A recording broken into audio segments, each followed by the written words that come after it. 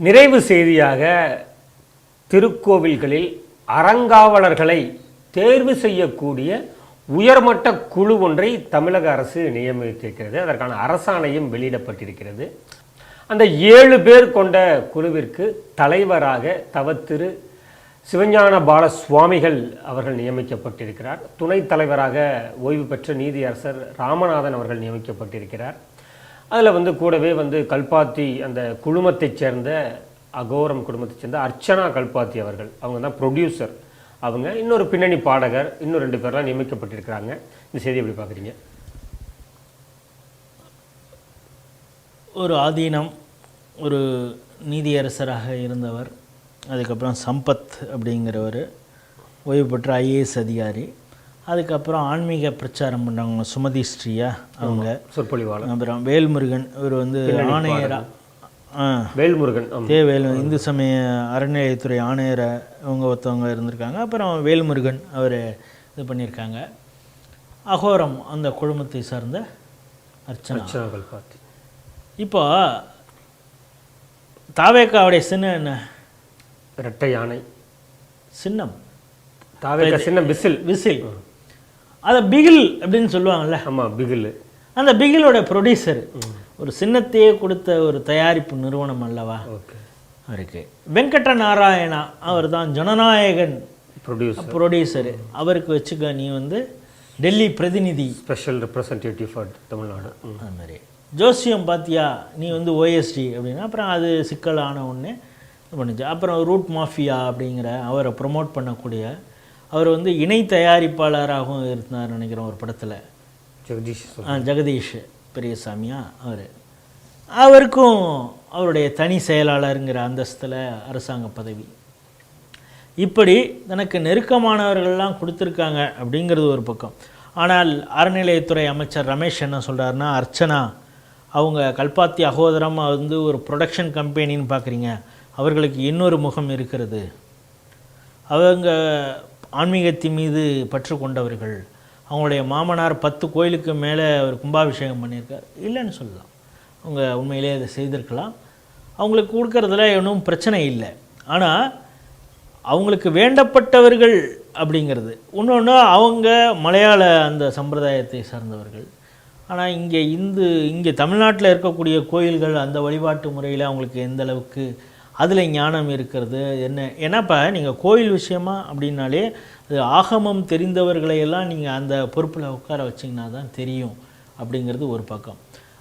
ஒரு சினிமா ப்ரொடியூசருக்கு கோயில் பற்றின ஆகம விஷயங்கள் எந்த அளவுக்கு தெரியும்?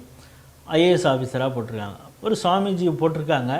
அவர் எந்த அளவுக்கு இந்து கோயில்களுடைய நிலங்களை மீட்கணும், மற்ற விஷயங்களில் அவருக்கு ஒரு பார்வை இருக்கிறது அப்படிங்கிறதெல்லாம் அவருடைய செயல்பாட்டின் மூலம்தான் இருக்குது. போக தான் தெரியும். ஆனாலும் இந்த அறங்காவலர் குழு அப்படின்னு அமைச்சிருக்கிறதுங்கிறது அவங்களுக்கு தெரிந்தவர்கள், வேண்டப்பட்டவர்களை நியமிச்சிருக்காங்க. இல்லை, எல்லா ஆட்சியும் பண்ணுறது அதான். இல்லை, அது இப்போ போன தடவை பார்த்திங்கன்னா எனக்கு அதிர்ச்சியாக சில தகவல்களை ராம ரவிக்குமார் சொன்னார். என்னென்னா, இந்த தேசமங்கையர்க்கரசு எப்படி இந்த வேல்முருகன் சுமதி ஸ்ரீங்கிறது மாதிரி அப்பொழுது தேசமங்கையர்க்கரசின்னு ஒருத்தவங்களை போட்டிருந்தாங்க, சுகி சிவம். இவங்களெல்லாம் நீங்கள் எந்தெந்த கோயிலில் திருவிழா நடந்தாலும் இவங்கள தான் பேச கூப்பிடணும். இவங்களுக்கு டைம் கிடைக்கிறப்ப தான் நீங்கள் திருவிழாவே நடத்தணும், கும்பாபிஷேகமே நடத்தணுங்கிற அளவுக்குலாம் கூத்து நடந்தது அப்படின்னா அந்த அளவுக்கு இது போகாது. இந்த அறங்காவலர் தேடும் குழு இதெல்லாம் செய்யாது அப்படின்னு நம்ம நம்புகிறோம். பொறுத்திருந்து பார்ப்போம். இப்போ ஒரு பக்கம் இது நாங்கள் இந்து சமய அறநிலையத்துறையை தூய்மையாக நாங்கள் மெயின்டைன் பண்ணுவோம் அப்படின்னு ரமேஷ் ஒரு பக்கம் சொன்னால் கூட, இப்பொழுது ஒரு திருத்தத்தை அந்த துறையில் கொண்டு வருவதற்கான முயற்சி நடக்கிறது அப்படிங்கிறத தினமலர் செய்தித்தாள் வெளியிட்டு இருக்கிறது. என்னென்னா, உதவி ஆணையர், ஜாயிண்ட் கமிஷனர், அது மாதிரியான பொறுப்பில், டெப்டி கமிஷனர், இது மாதிரியான பொறுப்பில் வரவங்களை ஹெச்ஆர்என்சியில் முதல்ல சட்டம் படித்தவர்களை தான் நியமிப்பாங்க.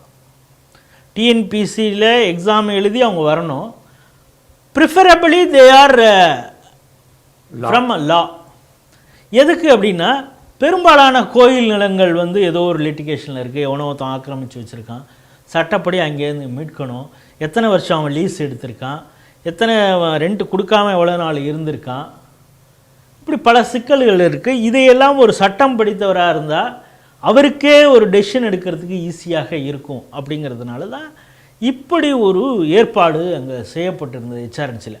அதனால் நீங்கள் வேறு துறையிலேருந்து வருது, ஒருவேளை அங்கே இருக்கக்கூடிய தலைமையில் இருக்கிறவர் ப்ரமோஷன் மூலம் வர்றதுங்கிறது ஒரு பக்கம் இருந்து, ஆனால் வேறு எந்த துறையிலிருந்தும் இங்கே நியமிக்காமல் இருந்தாங்க. ஆனால் இப்போ புதுவிதமாக ஐஏஎஸ் அதிகாரிகள் அந்த பதவிக்கு வருவது போலையும், அதே போல் வருவாய்த்துறையிலிருந்து மற்ற துறைகளிலிருந்தும் அதிகாரிகள் இங்கே வந்து அப்பாயிண்ட் பண்ணது மாதிரி அதில் ஹெச்ஆர்என்சியில் ஒரு திருத்தம் கொண்டு வருவதற்கான ஏற்பாடு இந்த நடப்பு சட்டமன்ற கூட்டத்தொடரிலே கொண்டு வருவதற்கான ஏற்பாடு இருக்கிறது அப்படின்னா அந்த செய்தி வெளியிட்டிருக்கு.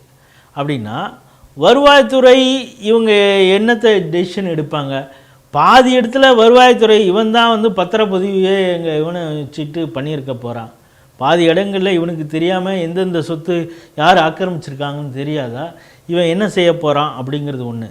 இவங்க பல இடங்களில் ரைடு போகிறதோ இந்த ஆக்கிரமிப்பை அகற்றணும் போனதோ ஜாயின்ட் கமிஷனரோட தான் போவேன்னு இவங்க நிற்பாங்க. இவங்க டைரெக்டாக இந்த டெசிஷனும் எடுக்க போகிறதில்ல. அப்படி இருக்கும் பொழுது ஏன் இந்த சட்ட திருத்தம்? இது வந்து அறநிலையத்துறையுடைய செயல்பாட்டையே முடக்கும் ஒரு வேலை. இந்த ஐஏஎஸ் அதிகாரிகள் நேக்காக இந்த வேலையை செய்கிறாங்க அப்படிங்கிறது தினமலர் வெளியிட்டு இருக்கிறது. இது இந்த கோயில் சம்பந்தமாக செயல்படக்கூடிய சமூக செயற்பாட்டாளர்கள் பக்தர்கள் இந்த ஒரு குற்றச்சாட்டை சொல்லியிருக்காங்க. ஏற்கனவே கோயில் சொத்து கபலீகரமாயிட்டிருக்கு. இப்பொழுது சட்டம் தெரியாத, ஏற்கனவே அந்த அறநிலையத்துறையில் யார் வேலை பார்க்கணும்னு ஒரு வழிகாட்டு நெறிமுறை இருக்கும் பொழுது அதை இப்பொழுது மாற்றுவதற்கான தேவை என்ன அப்படிங்கிற ஒரு கேள்வி எடுத்துருக்காங்க. திமுக செய்யாததை தாவைக்கா செய்யுது. அப்படிங்கிறப்ப ஒரு பக்கம் நான் தூய சக்தி அப்படின்னு சொல்லிக்கிட்டு இன்னொன்று அதை வந்து ஒரு மாய சக்தியாக காட்டிவிட்டு திரும்ப நீ திமுக போய் அந்த சக்திக்கே போறினா இது என்ன, மக்களை ஏமாற்றுவதற்கா அப்படின்னு பக்தர்கள் கேள்வி எழுப்புகிறாங்க. இதை இந்த சட்ட திருத்தத்தை அவர்கள் கொண்டு வரக்கூடாது அப்படிங்கிறது தான் சமூக செயல்பாட்டாளர்களுடைய ஒரு கோரிக்கையாக இருக்கிறது.